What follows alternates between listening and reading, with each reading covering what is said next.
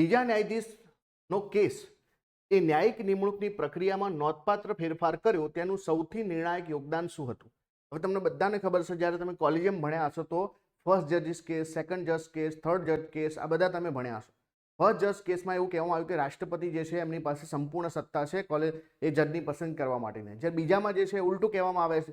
તો અહીંયા તમે જુઓ કે તેને આદેશ આપવામાં આવ્યો છે કે રાષ્ટ્રપતિ નિમણૂક પહેલા ન્યાયાધીશના વ્યક્તિગત ઇન્ટરવ્યુ લે. ના ભાઈ, આવું કંઈ ઇન્ટરવ્યુની વાત હોતી નથી. તેણે હાઈકોર્ટની નિમણૂકમાં રાજ્યપાલની ભૂમિકા ભજવવાની મંજૂરી આપી. આપણી ન્યાયપાલિકા સ્વતંત્ર તો છે પણ કેવી છે? સંકલિત છે. તો સુપ્રીમ કોર્ટ હોય કે હાઈકોર્ટ હોય, બધા જજની પસંદગી રાષ્ટ્રપતિના હાથમાં હોય. રાજ્યપાલ પાસે કોઈ ભૂમિકા નથી.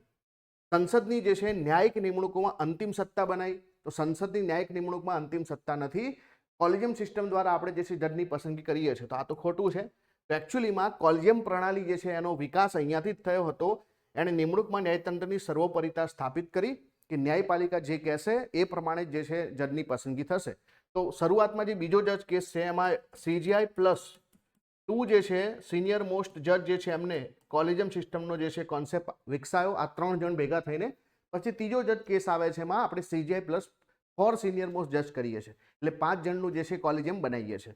તો અહીંયા જે છે બિલકુલ સાચું છે કે કોલેજિયમ પ્રણાલી દ્વારા ન્યાયતંત્રની સર્વોપરિતા આપણે સ્થાપિત કરી કે ન્યાયપાલિકા પોતાની રીતે જજની પસંદગી કરશે.